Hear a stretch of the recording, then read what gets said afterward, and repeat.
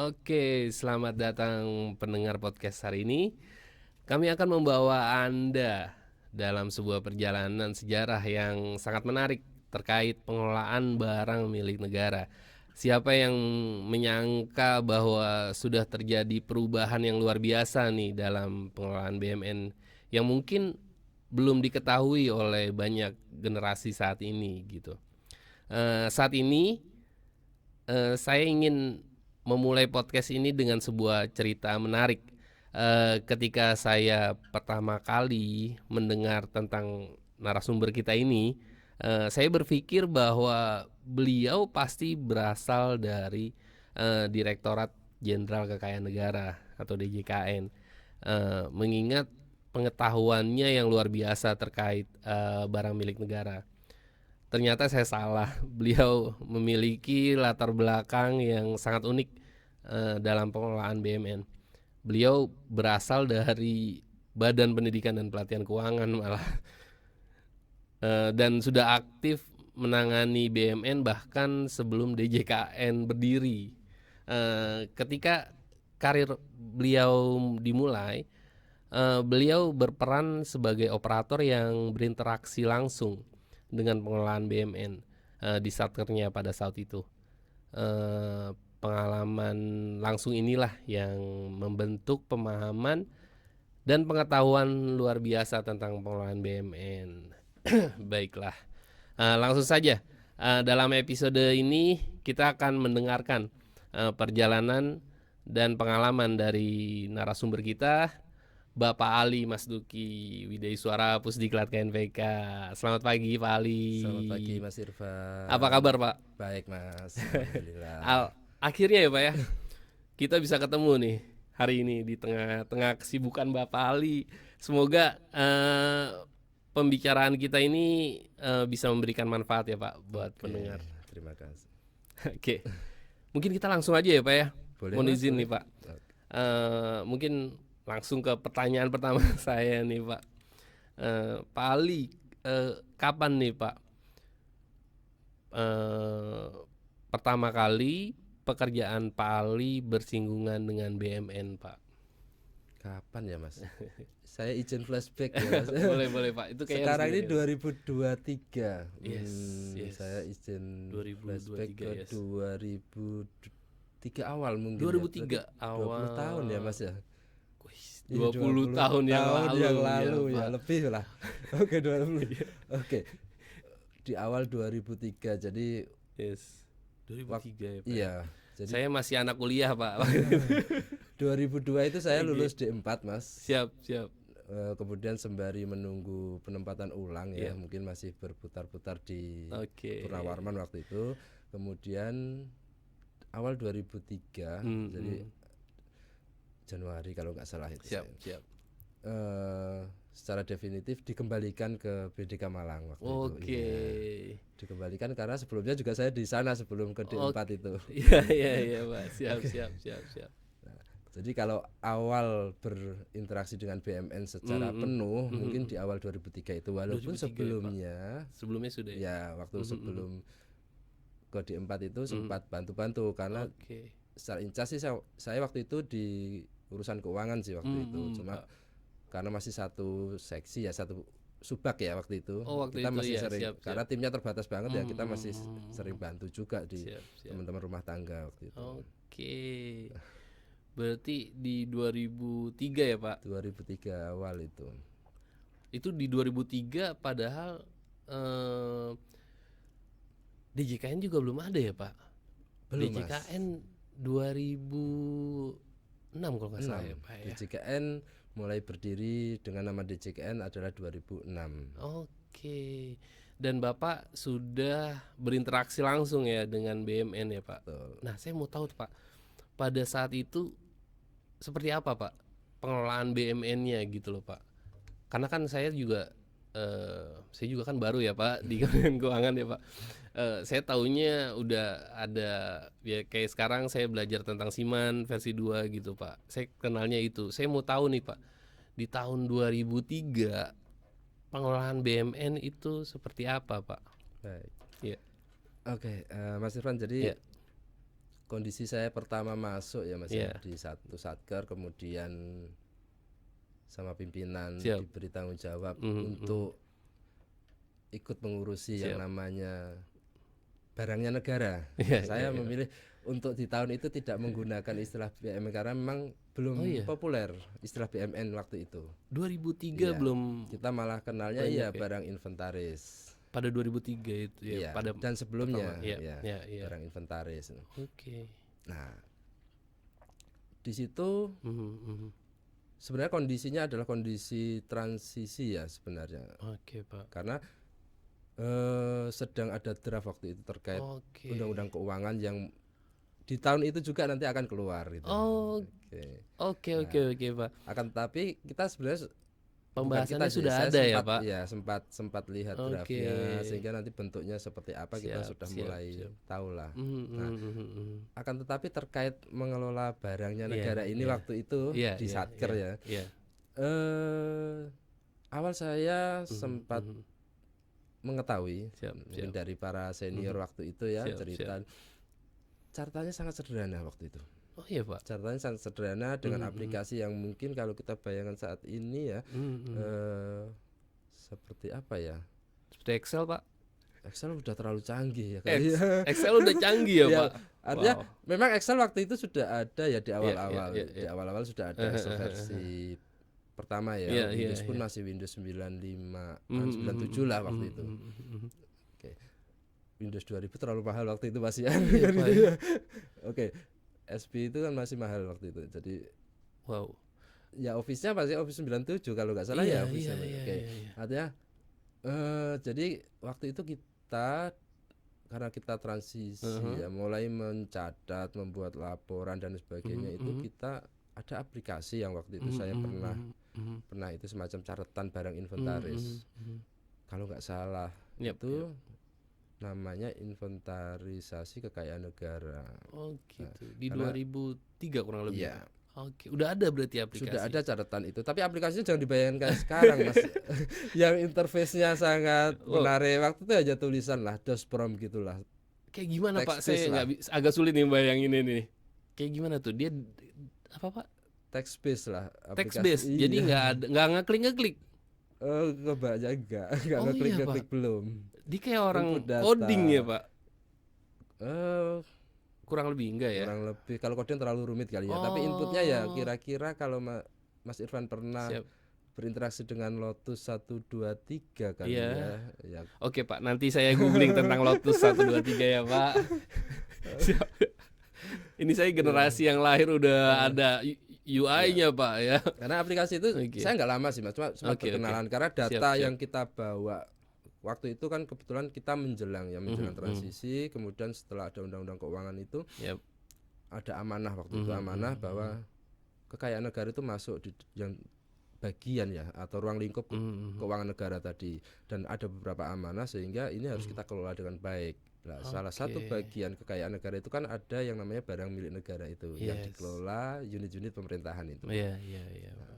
Disitulah mulai bergerak kesadaran kita untuk mengelola ini lebih baik. Oke, berarti memang awal mulanya perubahan ini yang signifikan ini bisa dibilang dari 98 ya Pak? Kalau 98 mungkin itu trigger ya Mas. Oh lebih trigger Iya, ya Pak ya? karena mungkin kalau teman-teman tahu Siap, ya siap. Saya atau yang cuman belum lahir ya, Saya udah lahir sih Pak, tapi masih anak SMP kayaknya ya pernah Pak. dengar gitu. Kita kan ada istilah Iya. reformasi Iya, pernah iya. dengar. Iya. Kemudian di 98 itu kan mulai ada pergolakan lah. Iya. Gejolak secara nasional. Siap. Nah, waktu itu saya sih menjelang lulus Mas waktu itu. Siap. Lulus Saya lah masih ya, SMP, lulus 98 itu. Siap. Lulus dari Diploma 3 STAN waktu Oke, itu. Pak. Oke. Siap. Nah, sembari menjelang lulus itulah sambil menunggu disuruh ke kantor ya, Siap. proses kepegawaian itu terjadilah peristiwa di 98. 98. Oke. Begitu awal-awal masuk kantor ternyata efek dari 98 kan ada suatu perubahan yang cukup drastis di pemerintahan kita. Oh gitu ya Pak. Nah, sehingga di 99 2000 2001 itu Yes. keluar yang namanya paket undang-undang otonomi daerah. Oh, paket undang-undang otonomi dulu ya Pak ya? Iya. Oke. Yang dulunya Kemudian? daerah itu secara sentralistik bagian dari pemerintah pusat, Yep. ya kan. Kepala daerah tidak dipilih waktu itu, Iya, kan, karena bagian sistem penganggaran juga berbeda waktu itu ya. Penganggaran, pengelolaan keuangan juga berbeda. Beda dulunya Pak. Sebelum undang-undang keuangan negara itu ya. Karena dia kan sentralistik, belum ada istilah desentralisasi. Nah, dengan paket undang-undang keuangan daerah tadi, otonomi daerah bukan otonomi dulu ya Pak. Otonomi daerah. Siap. Nah, itu yang mengamanahkan beberapa urusan pemerintah pusat itu diserahkan kepada pemerintah daerah. Salah satunya adalah terkait keuangan daerah. Oh, yang sebelumnya terpusat jadinya otonomi jadi didelegasikan. Istilahnya delegasi atau diserahkan. apa? Oh, diserahkan Pak. Sehingga bukan delegasi ya berarti. Bukan. Kalau di keuangan negara nanti kita akan ada dua istilah besar. Siap. Di mana satu didelegasikan. Iya. Jadi kalau pemegang kekuasaan itu kan presiden yang mendapatkan mandat. Mandat betul. Kan, ya? Siap. Nah, mandat dari rakyat. Iya. Nah, dengan adanya otonomi daerah ini maka urusan yang sudah diserahkan ke daerah termasuk keuangan daerah ini oleh presiden juga diserahkan ke kepala daerah masing-masing. Diserahkan sehingga sepenuhnya menjadi kewenangan kewenangan mereka ya Pak. Kewenangan mereka. Karena sudah diserahkan, karena sudah diserahkan ya. Nah, siap. Itu yang nantinya sebenarnya sudah mulai berjalan juga berbarengan para bapak-bapak kita waktu itu mengkonsep undang-undang keuangan negara. Oh, jadi mungkin itu pembahasannya bareng ya Pak, otonomi. Triggernya memang bareng kan ya. Karena mungkin sistem politik harus didahulukan, sistem kekuasaan harus didahulukan, dia keluar dulu. Di 2003 kita keluar undang-undang keuangan negara. Satu paket Mas itu, ada 3. Oh, ada paket undang-undang keuangan negara. Biasanya kita mengistilahkan paket sih siap. Tapi sebenarnya undang-undangnya 3 berbeda. Apa aja satu Undang-Undang 17 itu di 2003. Siap. Kemudian ada Undang-Undang Nomor 1 2004 tentang perbendaharaan negara. Itu kan paketnya ya. Terus satu tentang pemeriksaan dan tanggung jawab. Itu Undang-Undang 15 yang komandannya teman-teman BPK 2005 kalau nggak salah. Emang berurutan ya Pak paketnya. Siap. Nah, di dalam amanah itulah menjadi titik tolak bagaimana model pengelolaan keuangan negara termasuk barang milik negara, termasuk kekayaan negara itu berubah. Dari era sebelumnya. Itu memang benar-benar berubah ya Pak. Ini Bapak ngomong berubah karena mungkin Bapak bisa lihat nih sebelum dan sesudah. Karena saya lahirnya sudah yang sesudahnya ya Pak. Kalau sebelumnya gimana tuh Pak? Kalau kita mencatat misalkan nih saya masuk di ruangan, catatan meja ini apakah ada? Ada Mas. Catatannya. Tapi apakah meja ini nilainya terbawa ke laporan keuangan kita? Enggak. Belum tentu gitu. Nilainya ya Pak. Nilainya. Siap. Sehingga enggak tergambar. Artinya misalkan ini Pusdikat KNPK gitu ya. Kemudian Kementerian Keuangan pengen tahu berapa sih asetnya, barang milik negara yang dikelola oleh Pusdikat KNPK atau digunakan Pusdikat KNPK. Waktu itu nggak bisa tahu serta-merta langsung Mas. Jumlahnya mungkin ada ya Pak? Jumlahnya ada tapi kan laporan, harus tanya dulu. Karena laporan keuangannya bentuknya adalah nilai, belum ada nilainya. Belum ada laporan keuangan waktu itu. Belum ada laporan keuangan pun Pak. Jadi sebelum 2003 itu kan kita nggak punya undang-undang keuangan Mas. Enggak ada berarti. Makanya saya biasa guyonan di kelas itu sering kali gini. Gimana kita tuh? merdeka secara keuangan kapan sih gitu. Biasanya nggak ada yang jawab gitu loh. Karena kalau sejak SD kan kita diajari ya Mas. De facto de jure kemerdekaan kita kan 1945 sama pas konferensi itu ya. Kan secara keuangan nggak pernah tahu kita. Padahal negara ini sebenarnya punya undang-undang keuangan hasil kita sendiri, konsep kita sendiri ya baru 2003 itu. Berarti setelah 2003 itu Pak, kita punya laporan keuangan. Baru itu Pak. Baru. Oke, luar biasa sih Pak. Jadi kita bisa bayangkan ya Mas ya, negara sebesar ini dengan aset segini besarnya waktu itu dikelola, tapi nggak ada laporan keuangannya sebelumnya. Pertanggungjawaban presiden waktu itu hanya sebatas nota keuangan. Dan catatan-catatan lah. Iya. Berarti undang-undang keuangan, saya kembali nih ke undang-undang ini bisa dibilang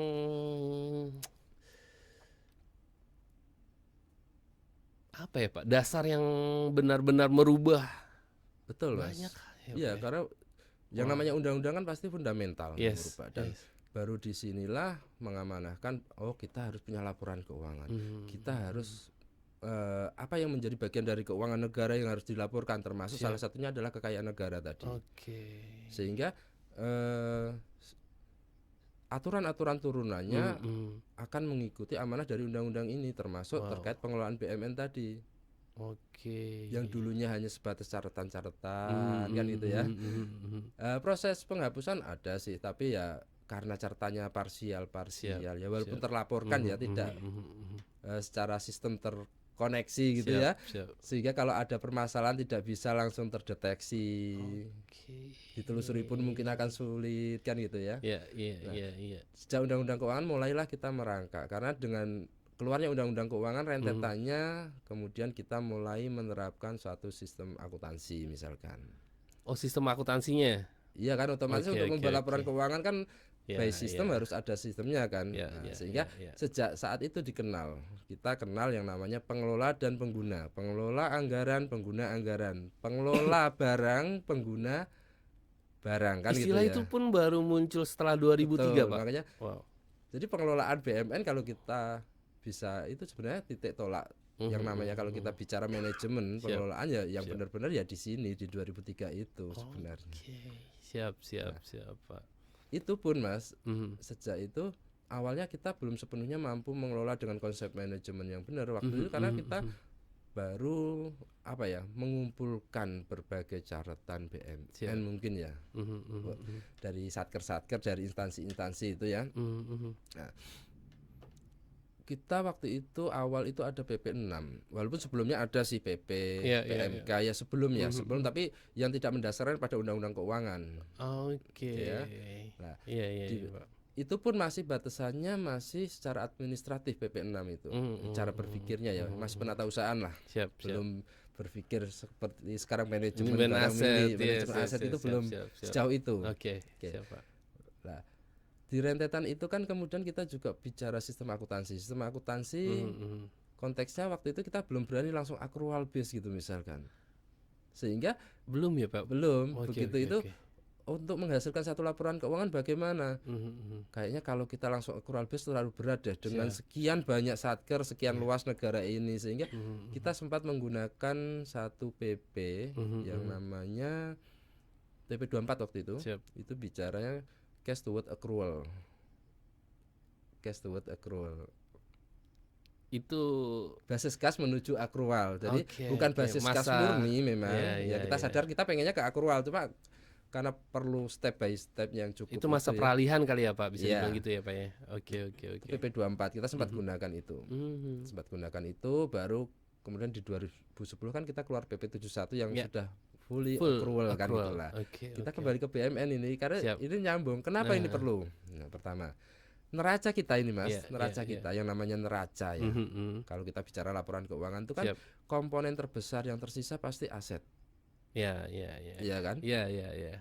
Oke kan? Dibanding yang lain ya Pak kan? Yang lain. Kenapa? Kalau aset utamanya aset tetap. Kalau aset lancar kan mungkin untuk operasional habis, sisa tidak banyak lah. Betul.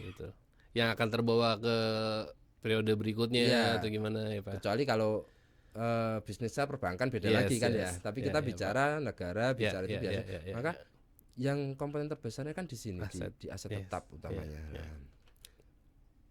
Aset tetap itu sendiri kan sebenarnya sebagian besar ya BUMN tadi, karena BUMN itu secara definisi kan persediaan plus aset tetap tadi dan aset lain-lain. Iya. Sehingga sebagian besar neraca kita itu kan sebenarnya BUMN ini. Bayangkan kalau pengelolaan BUMN dulunya hanya sebatas administratif yang tidak terkoneksi secara secara langsung ya. Sistem.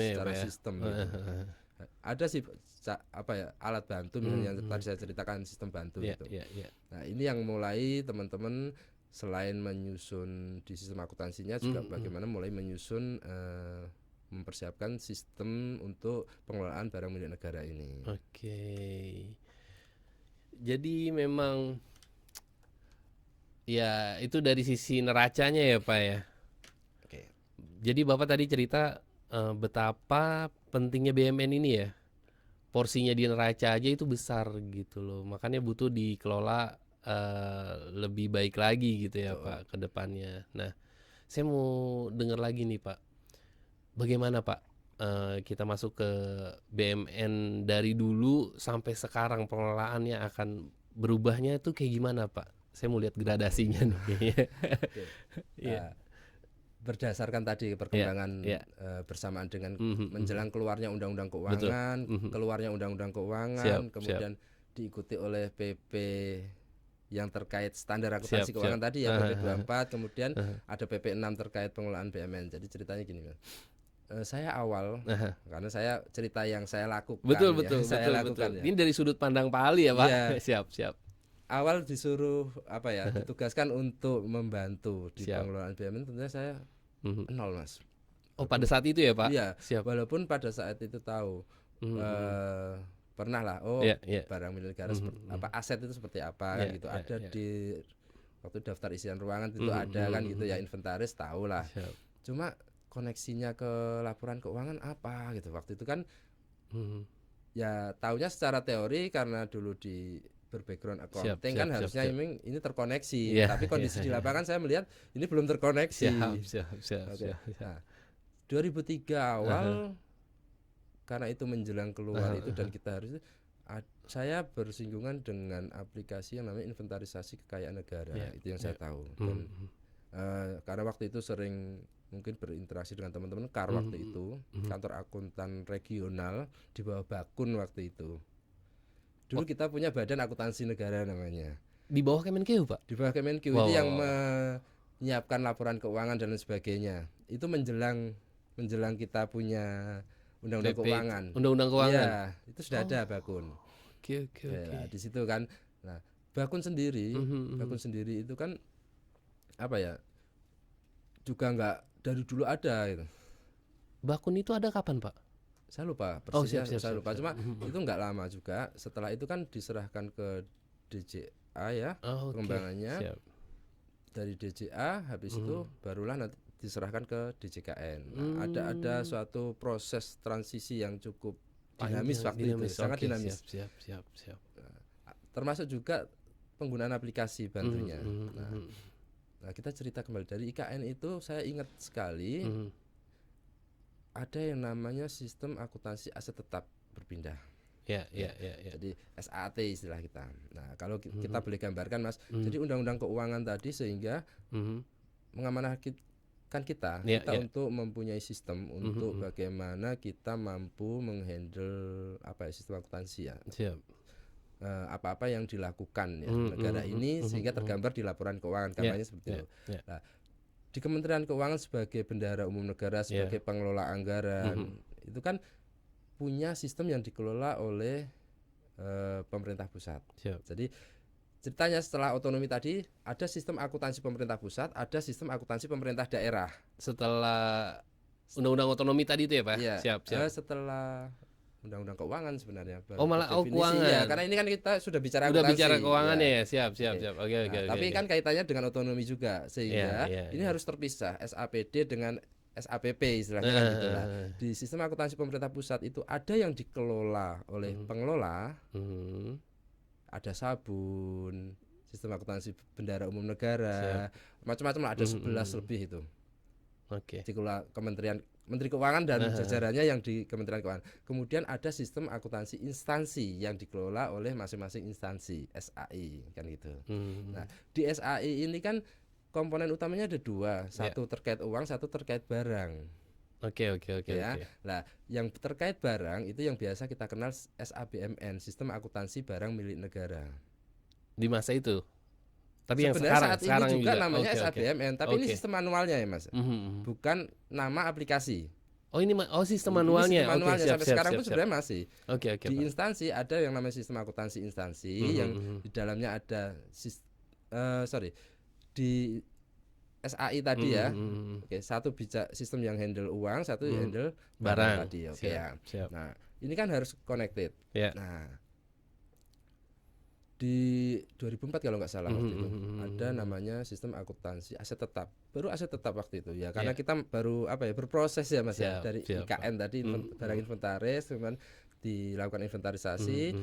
Pertama saya menggunakan aplikasi yang mungkin sudah agak-agak bagus lah. Oh iya Pak. Tampilannya itu SAT itu. Saya ingat banget kalau nggak salah dia desain dengan FoxPro waktu itu. Oke. Database-nya tapi masih embed-nya FoxPro, jadi kapasitasnya terbatas banget. Nggak lama setelah itu mulai berpindah ke aplikasi lain yang semakin bagus. Masih FoxPro juga. Istilahnya adalah dinamakan SABMN. Sama seperti sistem SABMN, sistem akuntansi barang milik negara. Nah, ini mulai ada koneksi dengan sistem akuntansi yang keuangannya tadi. Tahun berapa Pak? SABMN di era sekitar tahun berapa ya? 2005, 2006 saya masih dekat-dekat. Iya, masih dekat karena itu dinamikanya sangat tinggi. Jadi seringkali kita berubah itu. Itu setelah 2003 perubahannya banyak ya Pak, banyak cepat banget ya. Dan saya beruntung berkesempatan untuk melihat langsung ya Pak. Jadi iya. Habis SABMN barulah berubah namanya menjadi SIMAK BMN versi awal waktu itu. SIMAK BMN versi awal. Iya. Tahun berapa kira-kira Pak? Itu setelah mulai ada DJKN terbentuk kali ya. Oke. Nah.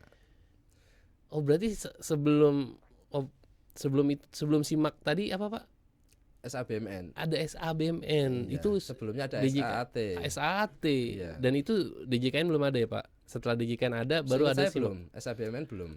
Oke. Sehingga SIMAK BMN awal pun kan sebenarnya database dan lain sebagainya kayak bawaan dari SABMN juga kan itu. Oke. Dan Bapak itu benar-benar ngerasain ya Pak perubahannya, sebelumnya pakai aplikasi ini, pindah ke aplikasi ini. Ya karena pada saat migrasi itu kan pasti banyak masalah Mas. Data nggak terbawa, data double, kita harus verifikasi, harus. Wow. Dan Bapak ngerasain itu semuanya. Wow. Oke. Nah, kita dari SIMAK tuh Pak. Terus gimana Pak? Kalau SIMAK ini kan sebenarnya sudah relatif modern, artinya walaupun interface awalnya ya dengan FoxPro, tapi database-nya sudah mulailah ke MySQL lah. Walaupun awal-awal SIMAK memang masih FoxPro juga sih, masih bisa kita itu. Nah, semakin ke sini kan semakin integrasinya dengan sistem keuangan itu kan semakin bagus. Oke. Kalau dulu mulai kita misal transfer data Mas, kita kirim disket gitu. Zaman dulu ngirim data pakai disket, Pak. Kita pakai disket. Pakai disket, Pak. Pakai disket. Disket itu udah agak modern dengan disket yang agak kecil. Kalau sebelumnya dulu waktu masih di era-era 2000 kan masih disk floppy yang besar, itu yang tipis besar. Kalau itu sudah mulai 3,5 lah. Yang kecil itu. Saya sempat Pak ngerasain disket yang kecil ya, Pak. Zaman saya kuliah, Pak. Akhir-akhir kuliah udah ada tuh flash disk tuh. Ya, makanya sistemnya waktu itu koneksi datanya atau kirim data lah, kirim datanya manual, benar-benar pakai disket ya, disket, Pak. Disimpan dari aplikasi barang milik negara disimpan di situ, kemudian dibaca di aplikasi keuangan, baru nilainya masuk jeret. Oke, disket ya Pak ya. Oke. Mungkin bisa jadi bayangan nih, bandingan yang sekarang kita udah bisa real time ya Pak ya, di mana udah ada koneksi internet, aplikasinya web based gitu ya Pak, real time datanya, di sini nginput, di sana juga berubah gitu. Dulu benar-benar harus pakai disket ya Pak. Wow, itu harus dibayangin sih sama teman-teman semua ngerasain berubah data. Terus gimana tuh Pak? Itu berapa lama Pak? Kira-kira tuh. Saya sih terakhir seingat saya pegang BMN sampai 2008. Masih ya Pak yang masih itu ya. 2008 baru digantikan teman lain ya. 2008 awal atau 2007 akhir itu. Siap. Sekitar itu. Oke. Nah Pak, setelah SIMAK itu gimana Pak? Masih megang nggak Pak? Kira-kira Pak? Sakti, zaman awal-awal Sakti nih. Siap. Sakti, maaf ya Pak. Sakti. Jadi siap. Sakti itu kan sebenarnya rencana keluarnya lama Mas. Cuma nggak keluar karena Sakti membutuhkan environment ya, environment terkoneksi dengan SPAN waktu itu, sistem perbendaharaan negara ya. Oh iya. Backbone SPAN. Nah, banyak pertimbangan lah waktu itu, kita menunggu sampai beberapa tahun gitu sampai benar-benar Sakti itu bisa keluar gitu. Oke. Nah, secara langsung waktu itu saya tidak sebagai operator di Sakti. Akan tetapi waktu itu ikut gitu, sudah mulai ikut untuk apa ya, nemeni teman-teman belajar terkait sistem itu. Sistem baru ya Pak. Di Sakti itu ya Pak. Sakti tahun berapa ya Pak? Sakti sih awal 2010-an nggak sih? 10-an ya. 2010-an ya Pak ya. Inisiasinya sih saya juga baru. Saya awal-awal jadi WI kan itu di 2010 itu. Itu juga saya awal-awal saya masuk 2010 ya, tuh kan ya sih saya butuh ngeliat perubahan beberapa tahun kan itu. kita untuk dari 2003 piloting ya. Untuk implementasi itu kan mulai dari ya seperti biasalah kita tahapannya mungkin Kementerian Keuangan dulu, Satker terpilih atau KL terpilih gitu kan. Ya karena memang resikonya cukup besar sih Mas kalau gagal gitu kalau implementasi langsung dipaksa gitu. Nah, akan tetapi fitur menu Sakti itu sebenarnya tidak jauh berbeda dengan SIMAK BMN terakhir ya. Karena sebenarnya SIMAK BMN itu sudah cukup modern dari sisi aplikasi gitu. Akan tetapi dari sisi interkoneksi dengan sistem lainnya yang mungkin itu sekarang ini semakin bagus gitu. SIMAK waktu itu kan belum real time. Yes, ya betul.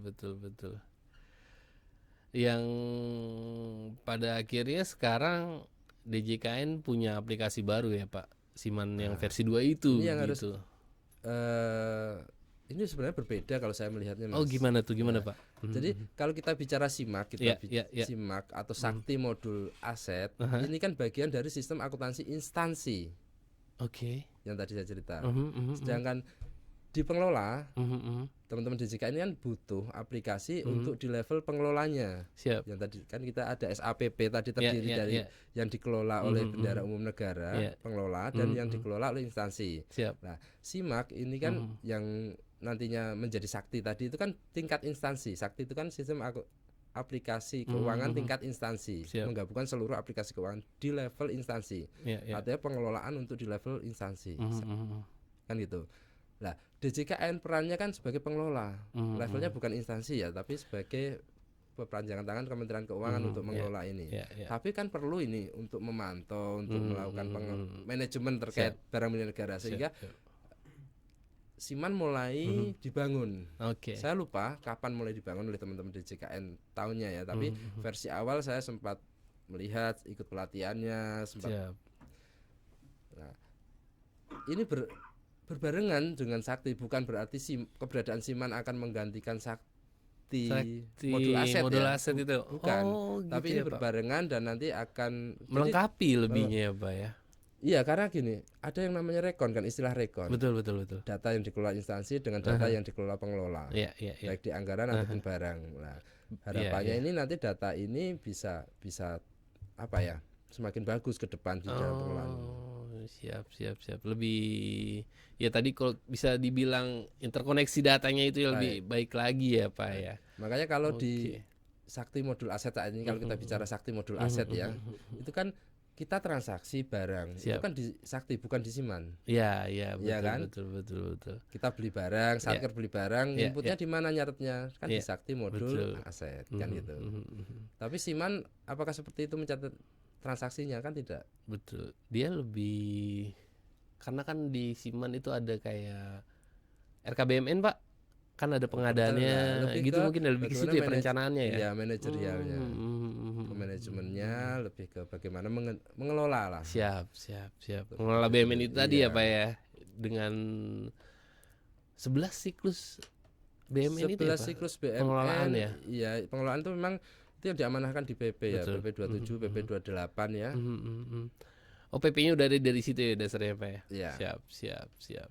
Kan aplikasi itu kan sebenarnya hanya alat bantu ya Mas ya, kita untuk menjalankan amanah dari peraturan itu tadi ya Pak. Ya oke, memudahkan, yang akhirnya tujuannya adalah memudahkan kita semuanya ya Pak ya. Siap. Mungkin perjalanannya udah cukup jauh tuh Pak, dari yang kita dulu Bapak yang benar-benar bisa dibilang sebelum adanya banyak teknologi seperti sekarang ya Pak ya, kita banyak terbantu dengan banyak aplikasi. Bapak merasakan nih perubahan-perubahan itu gitu loh Pak. Ini sampai sekarang udah ada aplikasi Siman ini gitu. Mungkin itu sampai akhir kita ya Pak. Kayaknya kalau diterusin lagi mungkin ceritanya kita lihat nanti ya Pak. Kita akan bawa kemana nih perkembangannya gitu loh. Nah mungkin kita bisa sampai di closing statement nih dari Pak Ali nih. Kira-kira mungkin saya pengen apa sih Pak pesan Bapak gitu, khususnya buat kita lah Pak, generasi-generasi yang mungkin akan melanjutkan ini Pak, melanjutkan yang mengelola BUMN secara langsung gitu loh Pak. Apa kira-kira pesan Bapak Pak? Jadi teman-teman semuanya, BUMN ini kan sebenarnya adalah amanah ya. Siap. Amanah dari rakyat. Yeah. Yang dititipkan ke kita agar kita bisa bekerja, mengelola negara ini dengan baik. Pesannya sederhana saja adalah gunakan BUMN dengan bijak. Manfaatkan secara optimal. Oke, Pak. Ya. Laporkan dengan taat asas. Oke. Siap. Makasih Pak. Ada tambahan lagi Pak? Sebenarnya kita sudah cukup bagus ya aplikasi kita saat ini ya. Akan tetapi mungkin teman-teman nanti yang mungkin mengelola BUMN atau terlibat di dalam proses pengelolaan ini ya. Ada satu hal yang mungkin kita seringkali BUMN kayaknya masalahnya nggak pernah selesai deh. Gak pernah selesai katanya seperti itu. Nah, ada hal yang kita lupa sebenarnya. Apa tuh Pak? Ada hal yang kita lupa. Kita itu nggak pernah tuntas melakukan pengelolaan BUMN ini. Contoh ini misalkan kita melakukan inventarisasi. Habis inventarisasi kita laporkan. Di inventarisasi itu ada temuan-temuan. Ya kan, temuannya itu nggak pernah kita eksekusi atau kita tindak lanjuti dengan tuntas. Ini yang menyebabkan permasalahan BUMN itu tidak pernah tuntas terselesaikan sebenarnya. Jadi kalau tindak lanjutnya sebenarnya tuntas diselesaikan, kita kawal, seharusnya permasalahan BUMN yang muncul itu selesai. Siap. Dan BUMN itu nggak dilarang kok untuk dihapus, asal prosedural, taat asas tadi. Oke, mungkin itu Mas. Siap. Semuanya pastinya ada solusinya ya Pak ya. Iya. Yang penting taat asas ya, balik lagi ya tadi. Oke Pak, makasih. Mungkin itu aja ya dari kita ya Bapak. Terima kasih Pak Ali udah menyempatkan ngobrol buat kita. Mungkin nanti akan ada pembahasan lainnya Pak, lanjutannya terkait ini. Mungkin itu aja dari kami, langsung aja kita tutup. Mohon maaf kalau ada salah kata, salah sikap dari kami. Cukup dari saya. Wassalamualaikum warahmatullahi wabarakatuh.